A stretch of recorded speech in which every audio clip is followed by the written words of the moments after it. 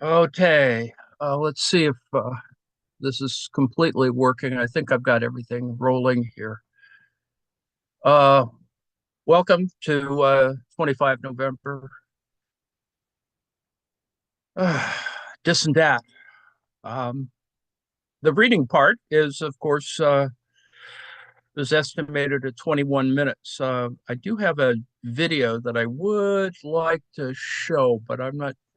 Darn thing isn't. I should have loaded it up first. Come on.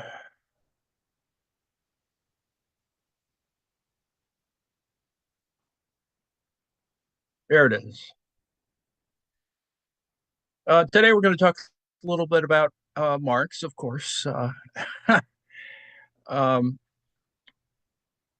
Basu, who I introduced yesterday on issues of rent, Marx's analysis of ground rent, for example, and his approach to it, which is slightly different, but is a kind of reaction to some other folks talking about the question of the three or two different versions of rent, absolute and two versions of differential ground rent and or differential rent, which all of which, without due respect, tells us something about rent seeking as it's been sort of appropriated in the modern form of thinking about rent. It is where all the money is. Technically, I would assert. I would assert to you that all of the transaction costs and all of the additional the fee structures of all the little amounts that make up lots of money in the as Michael Hudson has referred to it, sort of all that stuff in financial capitalism that on the one hand helped to bring us the financial crisis also of 2008, also make our current situation very productive. The fact that we're now at a moment where it's inflationary with all due respect, but it is a moment where profit is going to be made because the reemergence of fossil fuel profits are going to occur, at least in the short run.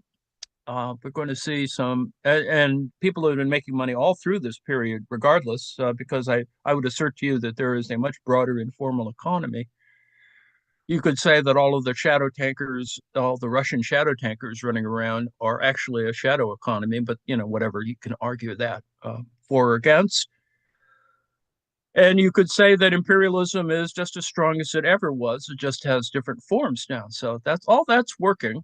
The recent election and with its cultural war distractions will take our attention away from what's really going on, and that is people making a lot of money. It's a good time to make money in that sense. It's also a good time to be a fool in the other sense. That is, people who will be distracted with, I assume, we're going to have new versions of meme stocks and other kinds of foolishness and a bunch of Ponzi things, which are out there, always out there, actually, when you think about it. That is, ransomware and other or ransom, extortion, digital extortion and all that sort of stuff. That's all part of it. And needless to say, less regulated, not deregulated, but less regulated in the at least for the next 4 year period, or maybe just only the 2 year period, and perhaps history will intervene, and as we all hope. So anyway,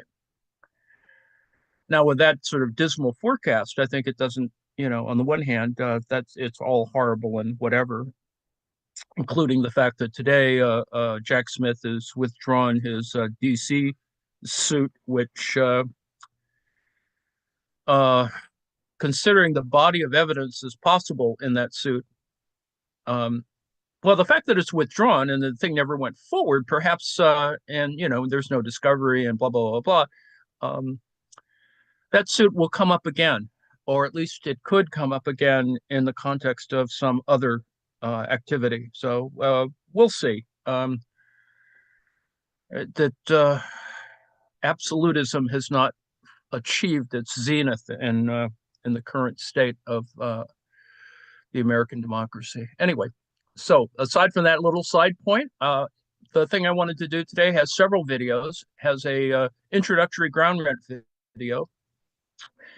It has Basu himself in a video, and a subsequent video by Nathaniel Hill talking about absolute rent, which is taking a very different version, the other kind of perspective on that. So all three are in the today's current thing we're going to play with.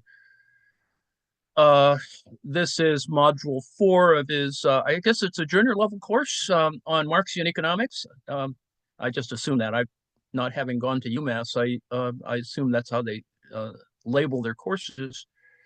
This is module 4, part 5 on rent. And it essentially does all the numeric stuff that you want to see in the standard Marx equation. You can see here on this example, CVS, WP, WP minus W, et cetera, and the rent, of course, includes agricultural, the organic composition of capital is there, barriers to entry of capital, et cetera, all those things which would be part of normal, actually, junior level course. So on the one hand, it's labeled Marxian. On the other hand, it's the same tools that you would use. There really is it's very ecumenical in that particular sense. So whatever. And my worry, of course, is that people who take this stuff never seem to get out there and do what they're supposed to do as undergraduates. But that's another story. And then there's Nathan W. Hill doing a thing on Marx's theory of absolute rent, which is sort of in a contradistinction to Basu's work. So yesterday I introduced the article on Marx's analysis of ground rent, and Basu does a lot of math in that one. It has it's fairly comprehensive and is a good mathematical introduction to how one can approach the problem. I would assert, of course, that he made certain moves to out of convenience, I suppose. You could even argue that it's a neoclassical move, but his abstract, which I didn't read yesterday, unified analytical treatment of Marx's theory of ground rent, building on the analysis. It's available in volume 3 of Capital. Since ground rent is a transformation of surplus profit generated in agriculture, the main argument is developed in 2 steps. In the first step, I derive results on the existence of surplus profit in capitalist agriculture in the absence of landed property. In the second step, I use these results on surplus profit to arrive at the total ground rent that is appropriated by the owners of land, and also decompose it into the 3 components that Marx highlighted. That is absolute rent, differential rent 1, and differential rent 2. Now, the discussion of differential rent 1 and 2 is a very a long-standing argument in the city planning literature. Discussion of Marx on rent is actually a key component if you're studying, for example, city planning or urban or regional planning. So it's not an alien concept, and actually fairly integrated into the economic geography literature for obvious reasons. Basu here argues from the economics point of view, Marxian point of view, that the power of Marx's analysis lies in the fact that it can be generalized far beyond the domain of agriculture, which he had analyzed, and can illuminate the emergence of rent in any system of capitalist commodity production that uses privately owned, non-produced resources that is limited in quantity. Now, the problem, of course, is that in financial capital, there's a certain unlimited element in terms of a non-produced resource. So that this is where rent diverges from capital in that particular context. Although I would assert to you that because of the combinations of capital, the various combinations of capital, and particularly if you look at when we were looking at Hudson, you could see how combined they were in the formation of financial instruments that actually involved, mortgages, collateralized, capital, blah, blah, blah, that there are limits built into the system. It's not unlimited in terms of non-produced resource. So there is, that argument um, needs further articulation. Although I think in my couple of years fiddling around with this, you can see that there are various people who are trying to work around that question.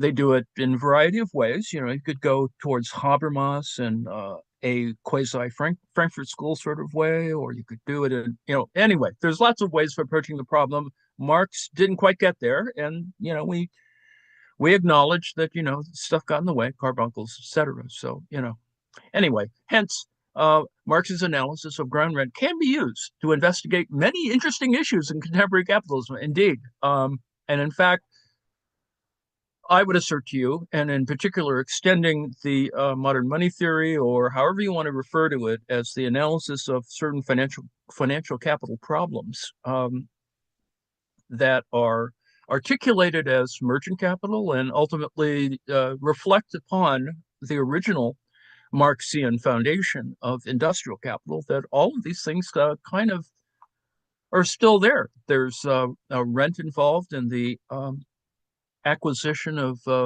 more technology.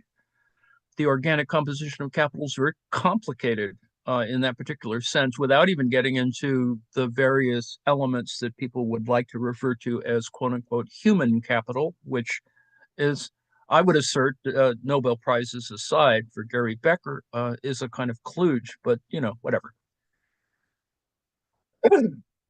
We won't watch. There's about a half hour of yammering about rent here, and I leave it to you if you really want to listen to it. There's a lot of numbers, but it is the fairly simple numbers, Marxian numbers, that there's not a lot of advanced math in there. Although Basu, in his writing of the article, has two mathematical appendices. If you really are excited about that. Hill is a little bit more broadly configured and has a different version of that. Now, what I want to skip to, and the reason why I put all these things together, is to reflect upon sort of the intersection on the rent question that comes from a variety of sources.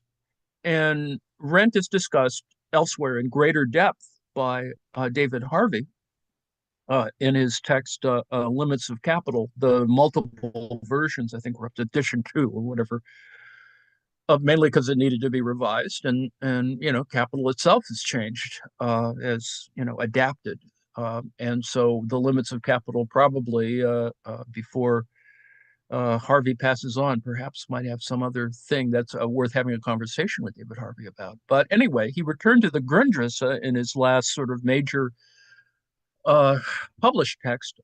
And why did he do that? There's a variety of reasons. And I think if you sat through the whole People's Forum course, you have a sense of where he was headed. I don't know. Maybe, it's me. I don't listen well. And but I would assert to you, and this particular little form here is one of the things that he mentions, and is really no different than the arguments I've been trying to put forward before on the issue of sublation and a variety of other things that David Harvey himself would probably disavow, but I would assert that are still there in sort of a critical intersection, and is worth spilling a little ink over, because kind of that's where we are with MMT and a variety of other problems that are being created. I think in the next 4 years there will be fruitful, if you're a Marxist, a fruitful kind of critique of environmental policies clashing with digital economy questions. And it's that moment that is going to be important. Now, if you want to think of it as a revolutionary moment, I'm not quite sure. I think you will see it become real elements in it. And it's not a Marxist question. It's simply the fact that there are a lot of problems there. And the simple one, of course, is that increases in computing power are going to be exhausted in the approach to digital economies. It's just going to be a big problem, and we're going to have big trouble.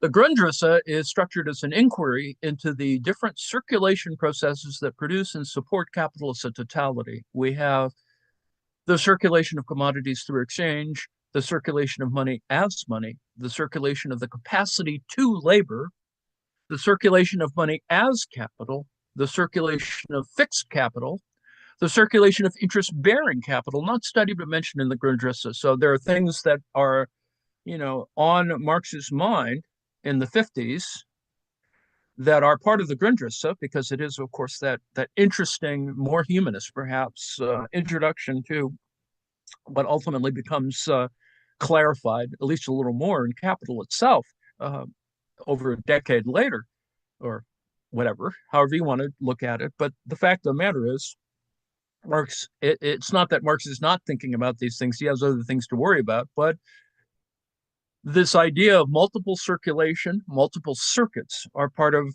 his ability to think in that kind of broad and in one sense, post-Hegelian sort of way, however you want to think about it. Hegelian logic is still at work somewhere in here, and, you can spill a lot of ink on that, but it's viable, it works, it does show a kind of transformational mechanism, and I think that it's important to consider that. But it's harder to do in math, of course, and there's a lot of ink that got spilled over that in Cambridge. But I think that these issues are still important. They need a different kind of math, I would assert, and people have talked about that. There's no conclusion, no unique conclusion on my part, but there is, I think, bodies of math and bodies of empirical analytical capability that are part of a way of extending this into the future. It's not like Lenin's body that you have to take out every couple of years and re-embalm. It's not like that. It is really a set of vital issues that still drive a global economy, still drive the at least remote possibility of revolution, and the move towards socialism. Okay, so this is a section. It's 117 out of 464 in David Harvey's text, which I've uploaded into our little study area from archive of Harvey's companion to Marx's Grundrisse, page 117 out of 464, on the spiral form. Harvey spent a little time talking about the spiral form. I think it's unfortunate, but his course got sort of lost on that. I assume that people in discussion probably got a little further. And it is a kind of way of rediscussing issues of estrangement and alienation, and not to get so much into the psychiatric elements of it, which I think is clearly part of it. And that's, I think, if we look in the 21st century approach to, the extension of certain Marxian ideas and revolutionary or radical subjectivity and blah, blah, blah, blah, blah, those concepts are still there. This does not, sort of dehumanize Marx. I would assert to you that this idea of the spiral, of it as a way of talking about subjects, is you don't have to discount it. It is not negated.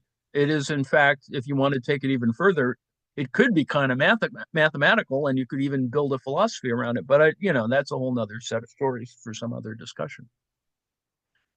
So the wholeness of circulation, regarded in itself, lies in the fact that the same exchange value, that is, exchange value as subject, posits itself once as commodity, another time as money. It is just this movement of positing itself in this dual character and preserving itself in each of them as its opposite, in the commodity as money and in money as commodity. So you can see the entire structure of the Marxian argument is there. It is constantly sort of rotating through these things, whether it appears as a spiral or as a spring or blah, blah, blah, blah. And you can take that analogy quite literally. I mean, if you look at, sort of the engineering math of springs, we're not going to go there, but it's sort of interesting. It's an interesting idea.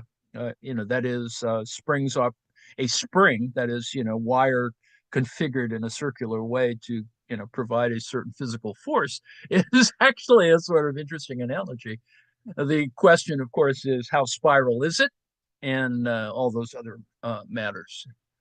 So this yields a fuller definition. This is David Harvey talking now. This yields a fuller definition of capital and exchange. This is Marx on 266 in Grundrisse. Exchange value, posited as the unity of commodity and money, is capital. And this positing itself appears as a circulation of capital, which is, however, a spiral. an expanding curve, not a simple circle. So that's Mark's sort of thinking about it. And you could imagine him going, whatever, another beer, please, and, having conversations about these matters. The shift from cyclical analysis to a spiral form is significant.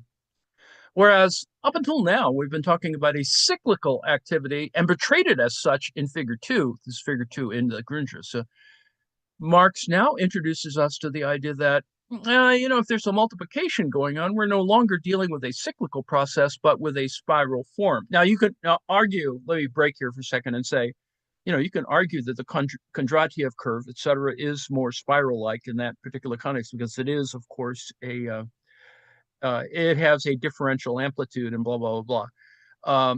And what is this spiral about? Where does this growth come from? So, this presumption is that a spiral is not simply regular, as one would presume with the business cycle, but, economic growth is important and obviously a necessity, as we've seen, one that is necessary regardless of what piece of analysis you're trying to consider. That is, that there always has to be a presumption of growth. The shark has to keep swimming. This prompts back to Harvey. This prompts Marx to change perspective. Let us analyze first the simple aspects contained in the relation of capital and labor. So finally, we take up the class relation that is going to play such a crucial role in the definition of capital. The first presupposition is that capital stands on one side and labor on the other, both as independent forms relative to each other, both hence also alien to one another. The labor which stands opposite to capital is alien labor, and the capital which stands opposite labor is alien capital. This powerful formulation is self-explanatory, but the thought that alienation lies at the heart of the class relation which grounds capitalist process comes like a bolt from the blue. It shatters entirely the friendly, positive ideology that attaches to the equality, freedom, and reciprocity earlier derived from the study of bourgeois exchange relations. Because let me break here for a second and say, yes, that's kind of what we sort of presume. It's all good, right? Us in our little PMC, silos, worrying about the so-called working class, which in the American context is highly problematic and reveals its own fractures by just the survey data that suggests that people who are making, whatever, 150,000 or 400,000 or 500,000 a year in income think of themselves as working class, which, raises all kinds of other issues. But the fact is the range under which one would consider oneself working class is problematic, even in the American context. Back to Harvey. We're then made aware of what it is that bourgeois exchange relations and market processes conceal. It's not only the relation between capital and labor that is hidden from view, but the alienation of both capital and labor in their relation. The founding constitutions in the bourgeois world, such as the Constitution of the United States, have nothing to say about the capital-labor relation, let alone about their mutual alienation. None of this is ever directly mentioned. The U.S. Constitution is a perfect document for regulating exchange relations and enforcing private property law. The language is redolent with ideas of equality, freedom, and reciprocity, but is hopeless when it comes to the collective rights of labor, let alone in confronting the mutual alienations of both capital and labor in the production of both capital and the capitalist. The one constitution that tried to incorporate the perspective of labor was the Portuguese Constitution of 1975, when the socialists and communists took power. They tried to write a constitution which guaranteed the rights of labor against capital. It did not last very long in the face of competition in the world market. The abstractions, quote unquote, of capital ruled.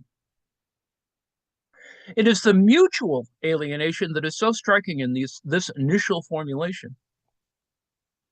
Both labor and capital lose something important. But what? What is it? Why alien capital? Why can't it just be capitalist? Alien labor is easiest to understand because the capitalist appropriates the capacity to labor from the laborer. This is that power thing, labor power thing. And reference here is to figure 1 in the Grundrisse. Labor becomes alienated in the production process. But Marx insists it is alienated as soon as it takes on commodity form. When labor power becomes a commodity, then the labor who's the bearer of that commodity is obliged to alienate their capacity to labor for the benefit of capital. The experience has nothing to do with the individuality of the labor. What the laborer feels or thinks doesn't really matter. Capital is interested only in appropriating the capacity to labor, in labor power as a commodity. Got to clock in. The humanity that is implied in bourgeois market exchange disappears and gives way to indifference on the part of capital vis-a-vis the laborer. Now, the alienation of capital is different, but just as devastating.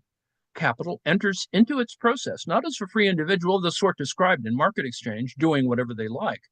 No, capitalists are tightly bound and ruled by abstraction. They're forced to do whatever is to be done, and this means, as we shall see, producing surplus value or going out of business. The pride that capitalists may take from their product counts for naught in the competitive realm of the market, and market forces oblige them to appropriate alienated labor at the lowest cost, whether it's here or abroad, of course. Sorry, I little editorialized there. In other words, once they're enmeshed in the system, both the capitalist and the laborer are alienated, unfree beings from the very beginning, not as a result of the system, but as a presupposition. Both capitalists and laborers have to offer themselves into the system as alienated beings. At a certain point, we may even feel sorry for the capitalist. In Capital, for example, Marx makes much of the Faustian dilemma between the capitalist satisfying the lust for enjoyment while living under the impulsion to reinvest. In the case of labor, the options are different. In simple exchange, this is Marx, labor was structured in such a way that the product was not of direct use value for the laborer, not a direct means of subsistence. You're on the assembly line, in other words. This was a general condition for the creation of exchange value and of exchange value in general. Otherwise, the worker would have produced only a product, a direct use value for himself, but not an exchange value. This is part of the problem of, let me break here for a second. This is page 266 to 7 in the Grundrisse. The point being, of course, that, if you were on a Saab assembly line, you would actually learn every of the old variety of Saab assembly line. You would learn how to put the entire car together. You might, heavens to Betsy, make your own cars at some moment. Marx continues. Anyway, as soon as it's obtained motion from capital, this use value exists as the worker's specific productive activity. It's its vitality itself directed towards a specific purpose and hence expressing itself in a specific form. In the relation of capital and labor, exchange value and use value are brought into relation. The one side, capital, initially stands opposite the other side as exchange value, and the other, labor, stands opposite capital as use value. This is pages 267 to 268. That is, the bringing together of the use value and the exchange value of capital converts money into money as capital. So that's the whole structure of the argument, right? You have this chain of conversions, these different circuits of exchange that are going on among use value, exchange value, capital, money, capital, et cetera. And, it seems to run smoothly if you look at it as a kind of chart, but in reality, much more complicated. Page 269. 270. The only utility whatsoever which an object can have for capital can be to preserve or increase capital. With money, value is capable of no other motion than a quantitative one, to increase itself. For that reason, exchange value, which insists on itself as value, preserves itself through increase, and it preserves itself precisely only by constantly driving beyond its quantitative barrier, which contradicts its character as form, its inner generality. Thus, growing wealthy is an end in itself. The goal-determining activity of capital can only be that of growing wealthier, i.e. of magnification, of increasing itself. This is page 270. The contradiction is that this goal defies the rules of equality and equivalence as established in bourgeois market exchange, fair trade in that particular sense. Money as a representative of general wealth, does not have the capacity of buying all pleasures, all commodities, the totality of the material substances of wealth fixed as wealth. It is therefore the constant drive to go beyond its quantitative limit, an endless process. Its own animation consists exclusively in that it preserves itself as self-validated exchange value, distinct from use value only by constantly multiplying itself. And it is damn difficult for Messrs. The economists to make the theoretical transition from the self-preservation of value in capital to its multiplication. Also 270, 271. If capital is necessarily about the endless growth of exchange value as wealth, how does that square with the rules of bourgeois exchange, which promote equality and equivalence? So automatically, well, let me break here just for a second. This is that ideological thing, right? You can promise people wealth. On the other hand, you can sort of guarantee that it's fair or that it's made fairly. Let's put it that way, even though it isn't because of asymmetric information and blah, blah, blah. Buy a used car and you will find that out. The only back to Marx, 272 and 271. The only use value which can stand opposite capital as such is that which increases, multiplies, and then hence preserves it as capital. That's 271. And the only use value that can do this is living labor, labor which is still objectifying itself, labor as subjectivity, which brings us to the conclusion that the only use value which can form the opposite pole to capital is labor, to be exact, value creating productive labor. Now, that's a problematic move when you think about finance capital, but not so problematic, if you're actually in there in the labor market with a industrial capital, confronting industrial capital or service capital or whatever. I need a job, I need money, I need to pay the bills, and, whatever. Back to David Harvey. This is stunning, although in certain respects rather circumscribed conclusion. Marx immediately points out that labor as mere performance of services for the satisfaction of needs has nothing whatever to do with capital, since that's not capital's concern. If a capitalist hires a woodcutter to chop wood to roast his mutton over, then the woodcutter gives him his service a use value, which does not increase capital. But the woodcutter receives money, and as with all other services, this is categorized as consumption of revenue and not consumption of capital. If I hire somebody to clean out my gutters or to get the snow off my driveway, this is not a capitalist transaction. This is just me using my revenues and the recipient performing a useful service for me in return for monetary payment. The performance of such services cannot fall under the category of productive labor. From poor to pope, there is a mass of such rabble, but the honest and working lumpen proletariat belongs here as well. For example, the great mob of porters, etc., in seaport cities, page 272. In the next page or two, Marx briefly considers the distinction made much of by Adam Smith between productive and unproductive labor. The first volume of Marx's theories of surplus value is devoted almost entirely to Adam Smith, whose theories of productive and unproductive labor are here judged to be correct from the standpoint of bourgeois political economy. Marx himself is more circumspect, although he seems to accept that the mere performance of services for the satisfaction of the bourgeoisie has nothing to do with endless accumulation, the multiplication of capital, and the production of surplus value. Well, yes and no, and sadly, let me break here for a second. Teaching is kind of like that. And once you begin to think about how it can be commodified or mechanized, you don't even have to go as far as AI. You can just talk about online learning, for example, or so-called distance learning. All of that is, beginning to fall into that. And then you begin to think, well, where's my labor in this part of it? And what control over this do I have once you begin to think about how you do this? But anyway, that's an aside. Back to Harvey. This has some awkward implications. A large segment of contemporary wage labor is given over to supplying labor power in return for wages drawn not from the circulation of capital, but from the circulation of revenues, as in state employment or security guards for the affluent bourgeois families and baby minders for waged workers. Now, it's all very well to dismiss this as not capital's concern, but the mass of wage laborers so employed have an important political role to play, and it is invidious to exclude them from the active working class of supposedly productive workers. Marx's ultimate solution in Capital will be to switch from a physical and material definition of productivity to a social definition of productivity in terms of surplus value production and appropriation, so that teachers and entertainers can be productive if they are employed by a capitalist to appropriate surplus value from their work. Now, this is particularly important today when many services are organized as capitalist enterprises, university as a business, and when some of the more politically militant movements are among teachers, healthcare providers, and delivery workers. That is Marx's porters that he mentions above.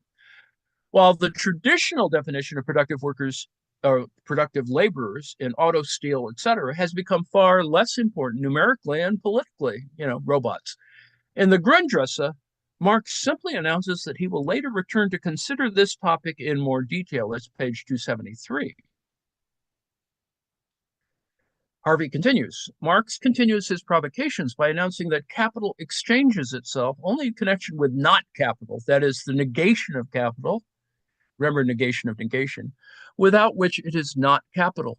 The real not capital is labor. 274.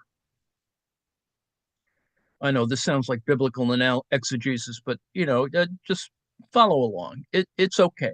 It's tempting to read this as Marx lapsing into some version of Hegelianism. Well, yeah, maybe. Even if that is so, the comment deserves elaboration. Let's see where Marx goes with it. The exchange between capital and labor, Marx explains, splits into two qualitatively different and even contradictory processes. First, the worker sells his commodity, capacity to labor, which has a use value, and since it is also a commodity, also a price. Secondly, the capitalist obtains labor as a value-positing activity that maintains and multiplies capital and which thereby becomes the productive force, the reproductive force of capital. This double process, that is selling the capacity and the obtaining of labor as a value-positing activity, this double process does not occur in simple exchange as with other commodities. So there's something special going on here. The exchange between capital and labor is no ordinary, whatever that means, commodity exchange. The original statement concerning negation takes the form of an abstract proposition to be investigated. It focuses on the way in which labor produces capital, the instrument of its own oppression, alienation, and negation, while capital also produces a working class whose political mission is to negate the power of capital. This is what the abstract proposition proposes. This is what has to be investigated. Now, at this point, however, Marx chooses to insert another plan for his magnum opus, that is capital. So it's three things: generality, particularity, and singularity. So these three elements. First one is, generality. This is, I think, version 4 of the big magnum opus. Number one, the emergence of capital out of money. B, the capital and labor, mediating itself through alien labor. C, the elements of capital dissected according to their relation to labor, that is, as product, as raw material, as an instrument of labor. Number two, particularization of capital, that is, capital circulating, circulating capital, circulant, and capital fixe, technology. Turnover of capital in that context. And number three is singularity of capital. This is under the large Roman numeral 1. That is emergence of capital of money, out of money, capital labor, elements of capital, then the particularization of capital, then 3, the singularity of capital, capital and profit, that is capital and interest, capital is value, distinct from itself as interest and profit. So value, interest, and profit, not perfectly identical. Now, Roman numeral number 2, particularity. Roman numeral 1 was generality. Roman numeral 2 is particularity. Number 1 is accumulation of capitals. Number 2 is competition of capitals. Capitals plural here. Accumulation of capitals plural. Number three, concentration of capitals, that is quantitative distinction of capital as at the same time qualitative as measure of its size and influence. Geographers might call this scale and scope issues. Roman numeral three, singularity. And this idea of singularity is, of course, important because it's kind of the basis for the discussions that we've been worrying about, whether it's industrial, merchant, or finance capital, or the micro problems that we've been thinking about, at the firm or whatever, a firm individual market or whatever. So, number one, capital is credit, capital as stock dash capital, derived from joint stock, blah, blah, blah. And number three, capital as money market. In the money market, capital is posited in its totality. There it determines prices, gives work, regulates production. In a word, is the source of production. But capital not only is something which produces itself, positing prices materially in industry, et cetera, developing forces of production, but at the same time, as a creator of values, has to posit a value or form of wealth specifically distinct from capital.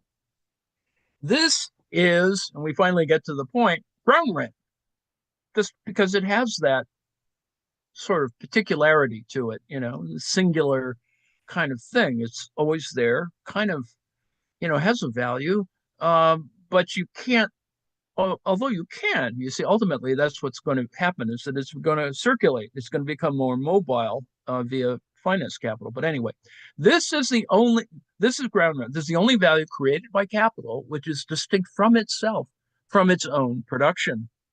So there is something about it that has a certain variety of uniqueness. Land is distinct from labor and capital in that particular context. But of course, it is transformed and whatever because of labor and capital. So back to Harvey.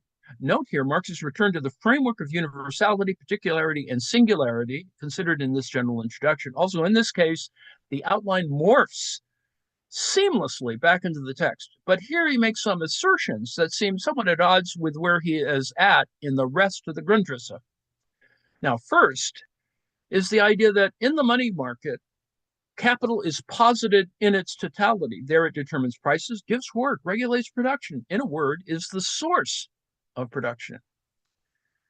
Now, this is perhaps an advanced reference to the position he takes at one point in volume 3 of Capital, where the money market is viewed as a kind of central nervous system for the regulation and control of capital flows, both geographically and sectorally. The money market, for all the importance assigned to it here, is almost totally ignored in the rest of the Grundrisse, while credit and interest-bearing capital are only lightly touched upon. Now, recall, of course, that this is in the midst of lots of turmoil in Europe, blah, blah, blah, blah. And so, the Grundrisse is being written with, he's got other things on his mind here as well. So just, cut Marx a break. There's other stuff he's writing, and yet he's still thinking about magnum opus. And of course, going back to our original argument that volume 1, chapter 1, or volume 1 in general, is this sort of front loading of, what he wants to think about. Obviously being winnowed down from a 6-volume project. The second seam, we're back to Harvey. So the second seam oddity is that capital as a creator of values is to posit a value or form of wealth specifically distinct from capital. Now, this is ground rent. This is the only value created by capital which is distinct from itself, from its own production.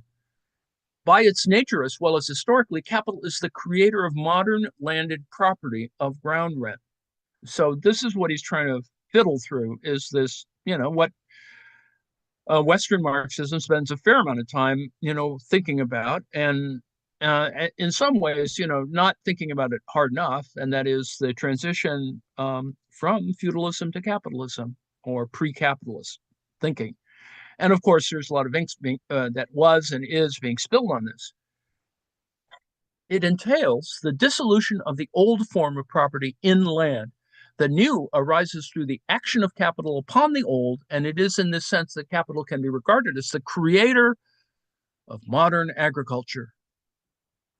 Marx here binds himself to the Ricardian distinctions between ground rent, capital, and wage labor as the core relations in capital's economy, and somewhat surprisingly justifies them.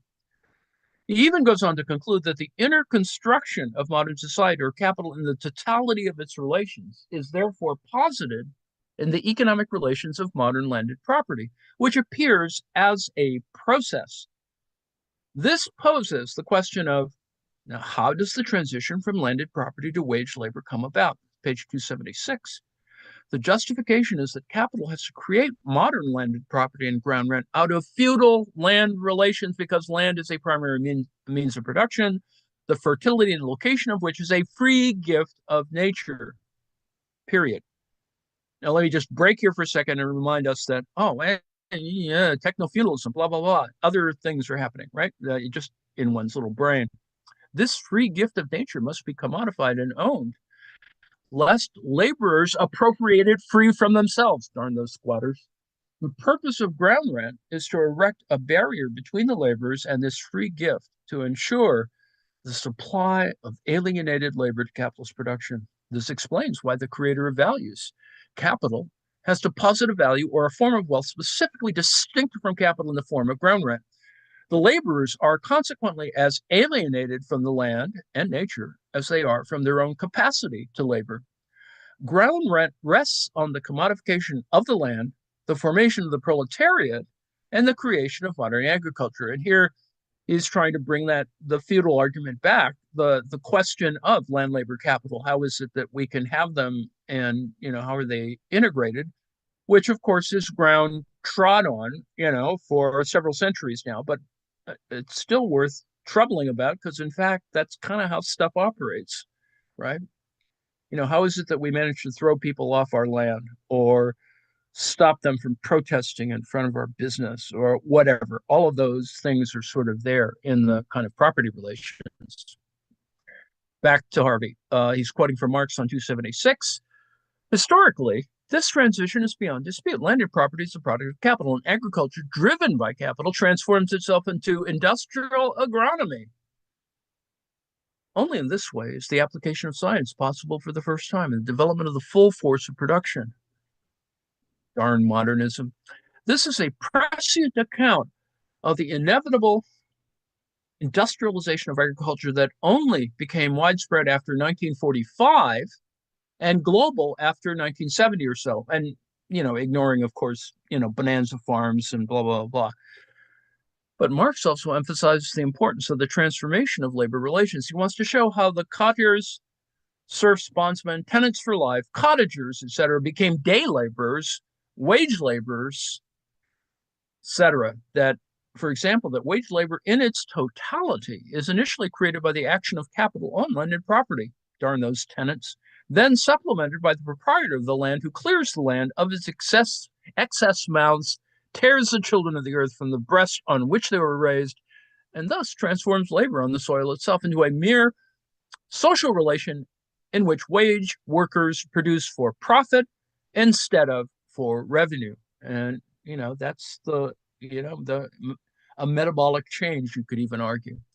Today, we would mourn the loss of family farming in the face of industrialized corporate agriculture. The rule here is that although capital can develop itself completely as commercial capital without this transformation of landed capital, it cannot do so as industrial capital.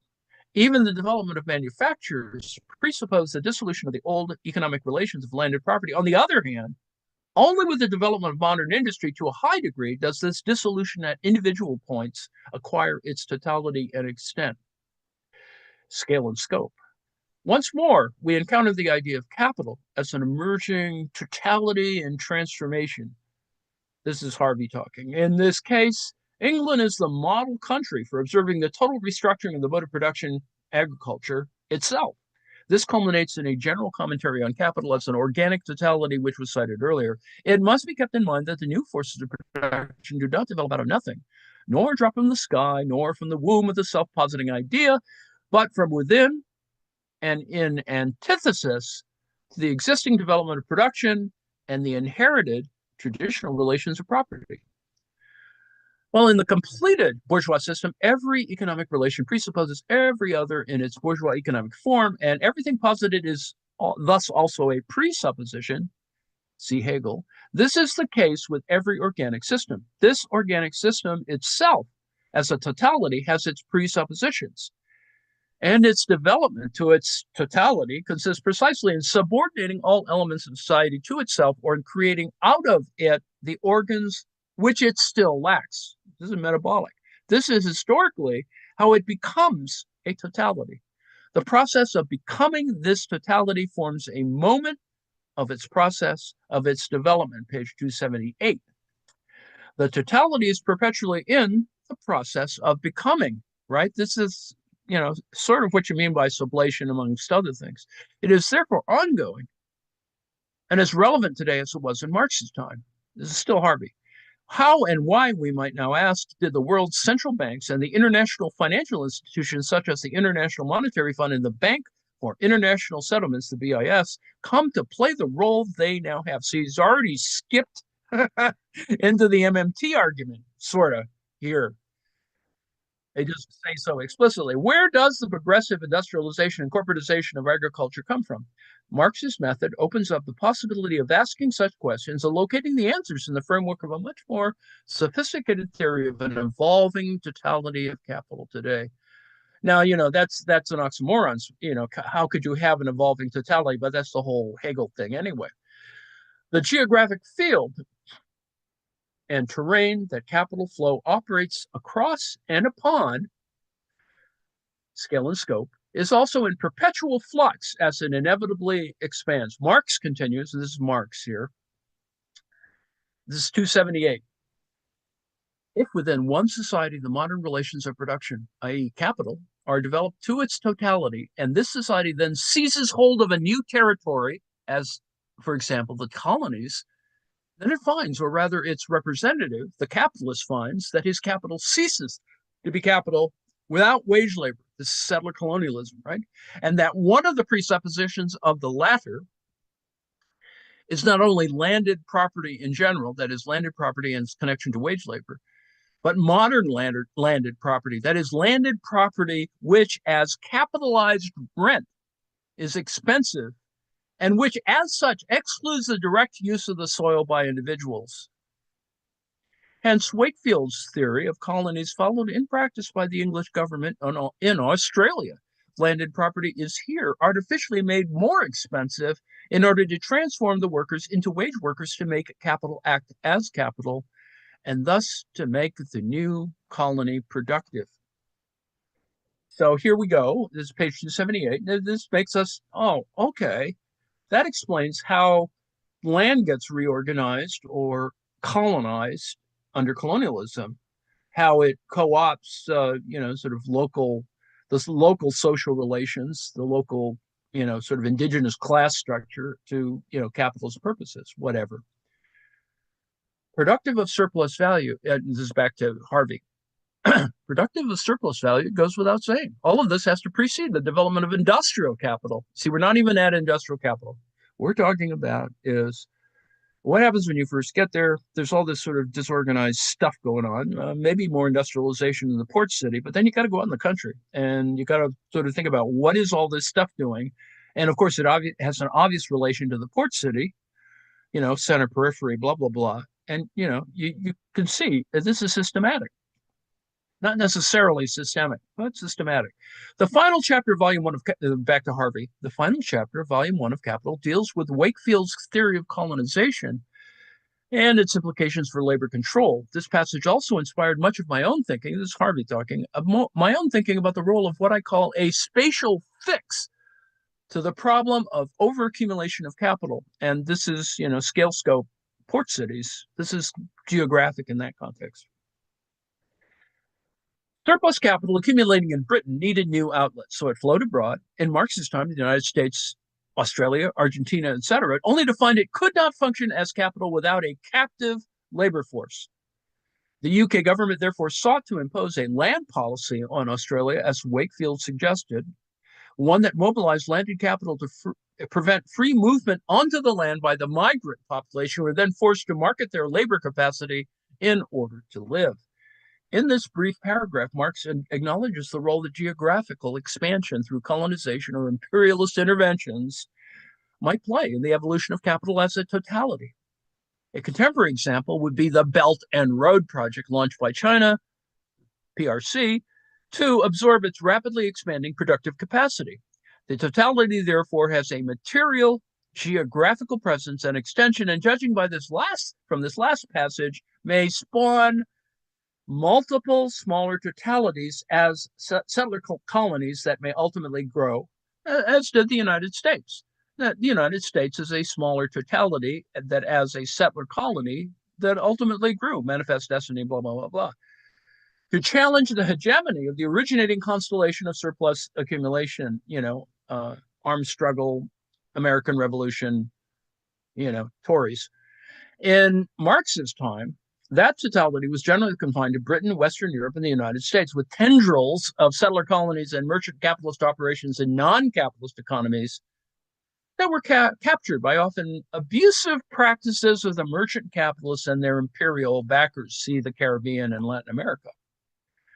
The totality as it developed in the United States was different from the economic totality as it was developed in Britain. Marx does not take any of this very far, but the door is open to integrate Orishi's account of the long 20th century money power and the origins of our times into Marx's account. And Orishi's work, and we probably should read that, the growth of the global economy is partitioned and segmented into slowly transforming blocks of economic and political powers with a shifting locus of hegemony over time. The center of power shifted from the Italian city-states towards the Low Countries in the 17th century to Britain in the 19th century. That's kind of path of history, and I don't see any reason not to subscribe to it. That is, the movement of center of power also shifts as the rise of Protestantism and a bunch of other stuff. And there are signs today of a hegemonic shift towards East Asia centered on China, which is why we're going to declare war on them in the next 4 years if some people have their way. We see this in historical geography competing totalities in formation and in competition, but woven together by intricate flows of capital from one place to another. The obvious unit in the organization of these flows is the state, that is government, which only came to be conceptualized as a national economy as opposed to an independent entity from the 1920s onward, and moved from an ideal and conceptual status to a real economy as policymakers and state officials sought to shape the distinctive form of the totality where they live and work through the application of government policies with respect to taxation, balance of payments, regulatory regimes, all caught up in geopolitical rivalries. And of course, there's culture war, which we have right now. You could say, in fact, that red states are recolonizing their populations because of constraints on diverse populations and put them back in their place. The borders and boundaries of a totality in formation and transformation are not secure. Can be expanded geographically. It could be colonizing spaces. The appropriate analogy for Marx's conception is that of an open and evolving ecosystem, the concept of which was formulated in the latter half of the 19th century. Metabolic, right? Marx seems not to have been aware of it. Well, I think he is, if you look at Bellamy Foster. Had he known, he might well have depicted the totality as a complex and perpetually evolving ecosystem accommodating multiple species, divisions of labor in interaction, which is metabolic, which can be expanded and growing, transforming and mutating, changing internally in all sorts of ways. The totality, I repeat, is not something that is fixed, and it's not something that is pre-designed. It is something that is constantly in the process of evolution. Furthermore, a variety of totalities, that is, economic ecosystems, can coexist, all of them in interaction with each other. Now, for instance, there's the formation of the European Union, the EU, the history of which looks like a new totality in formation, but with Brexit reducing its reach. Now, how, for example, was production and distribution and so on organized through the European Union, and to what degree did it then have to start establishing borders around itself? Should it stretch into Turkey? Would Algeria or Egypt be admitted? The zone where the European Union goes up against Russia is deeply troubled. So the totality does not have a fixed territorial designation. Now, this is where we're not talking about the grid drift. So we're just, we're dealing with kind of Harvey's thing that he's been working on for a couple of decades and talking about anti-capitalism and globalization. Global capital currently operates with macro alliances in regional power blocks such as NAFTA, Mercosur, the Trans-Pacific Partnership, from which Trump withdrew, and the Asian co-prosperity sphere, not the one that Japan, Imperial Japan had. I have elsewhere proposed to look at global capital through the lens of different, unstable, but recognizable regional value regimes which mirror the more obvious currency regimes in world capitalism, right? The dollar as a reserve currency, and then you have, regionalized currencies, and then the currency transformations as banks, blah, blah, blah, blah. Marx here briefly appears open to such a mode of thinking before reverting to a more singular mode of analysis. Marx here briefly makes space. We're talking about the Grundrisse. Back to the Grundrisse, finally, for some brief reflections on how the market, which appears as an abstract quality at the beginning of economics, takes on total shapes, culminating in an extensive list of types of market for grain, tea, sugar, raw materials, metals, copper, iron, zinc, tin, lithium, rhodium, etc., drug and dyes, wool and cotton, and so on. The main point appears to be that the concept of the market as an abstraction in economic theory is manifested as an incredible diversity of material forms functioning as use value. Most interesting, however, are the initial comments on the nature of money, which include the discount market, the loan market, hence bullion market, the market in all interest-bearing bills, state fund market. It's not too hard to divine the drift of Marx's thinking here. The concreteness of the astonishing diversity of markets of all sorts, use values, gives rise to the concrete abstractions of the market in which exchange value mediates relation between all commodities, among all commodities, and the yet to be defined value theory. Remember, we're talking about the Grundrisse, becomes the central theoretical category. Marx incidentally notes, and this is quoting from page 280, and then we'll stop, the concentration of the money market in a chief location within a country while the other markets are distributed according to the division of labor, although here too, great concentration in the capital city if the latter is at the same time a port of export. So here we have it all. Center periphery, the port city, settler colonialism, center periphery, and the big picture world systems, all that's there. It's all in one little sentence. I include here the plan for the organization of capital, et cetera. You can read that at your leisure. I think and maybe I'll close depending on the time. I'm over time. You can watch the videos at your leisure. They include a description of ground rent, a slightly more mathematical version, a discussion of the problem that Bosses sort of bypasses, and that is the absolute rent issue, which can or can't be bypassed. It's not a big deal. It's just interesting to see that you can, and maybe you should. And that's just me finishing off my yakkery. I don't know what happened to Kelly. I guess we're still in a breakout or whatever. Let me just stop my yammering for a bit, and I will shut down.